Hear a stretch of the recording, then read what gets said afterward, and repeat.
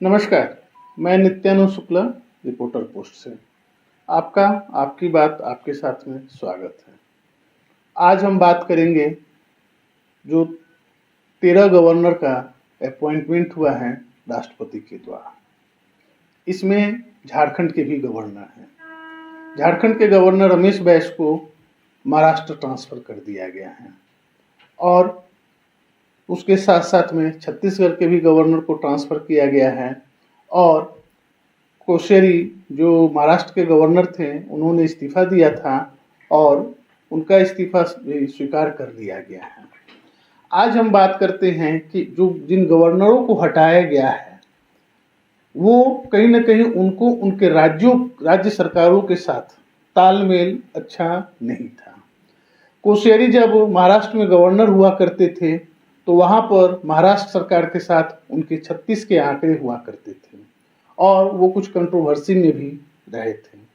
झारखंड में भी उसी तरह से जो राज्यपाल रमेश बैस थे, रमेश बैस आए थे जब महामहिम द्रौपदी मुर्मू झारखंड की राज्यपाल पद से उनका कार्यकाल समाप्त हुआ था। उसके बाद रमेश बैस को झारखंड का गवर्नर नियुक्त किया गया था। रमेश बैस लगभग 20-21 महीने झारखंड के गवर्नर रहे हैं। राज्यपाल महोदय काफ़ी चर्चा में रहे। एक उनका बयान झारखंड में काफ़ी चर्चित हुआ था जब उन्होंने कहा था कि लिफाफा इतना जोर से चिपका हुआ कि उसे खुलने में समय लगेगा। हालांकि वो जा रहे हैं झारखंड से, लिफाफा खुला नहीं। जी हाँ, ये मामला था मुख्यमंत्री से संबंधित जिसमें इलेक्शन कमीशन का कुछ रिकमेंडेशन आया था। वो रिकमेंडेशन क्या है ये तो पता नहीं है। अखबारों में, चैनलों में तरह तरह की बातें आई थी लेकिन फैक्ट अभी तक नहीं आया है। जी हाँ, रमेश बैस इतना ही नहीं, वो लिफाफा पिछले साल 2022 फरवरी में बीजेपी ने गवर्नर को कंप्लेन किया था खदान को लेकर कि मुख्यमंत्री ने उस पर कुछ गलत किया है, जिसको राज्यपाल ने इलेक्शन कमीशन को भेज दिया था। इलेक्शन कमीशन माना जा रहा है कि अपनी रिपोर्ट अगस्त 2022 में ही राज्यपाल महोदय को भेज दिया था। अगस्त से तब तक एक राजनीतिक अस्थिरता की कुछ समय स्थिति बनी लेकिन लिफाफा खुला नहीं। राज्य सरकार उसके बाद 11 नवंबर को एक विशेष सत्र बुलाकर जो ओबीसी का आरक्षण है उसकी सीमा बढ़ाई और 1932 आधारित खतियान को स्थानीय नीति के रूप में पारित कर राज्यपाल को भेजा कि वो केंद्र को भेजे कि 9वीं सूची में इसे इंक्लूड किया गया। लेकिन राज्यपाल ने रिजर्वेशन के मामले पर तो कोई निर्णय नहीं लिया लेकिन 1932 के खतियान वाला विधेयक को लौटा दिया, ये कहते हुए कि इस पर फिर से विशेषज्ञों की राय ली जाए। ये सुप्रीम कोर्ट के कुछ जो ऑर्डर्स हैं वो उसके अनुरूप नहीं हैं और आप इसको एक हार्मोनी के रूप में देखते हुए और लीगल एस्पेक्ट को देखते हुए उस पर पुनर्विचार करें। ये जो 1932 का खतियान था वो हेमंत सोरेन का एक ट्रम्प कार्ड था जिसको राज्यपाल ने केंद्र को बिना भेजे ही राज्य सरकार को लौटा दिया।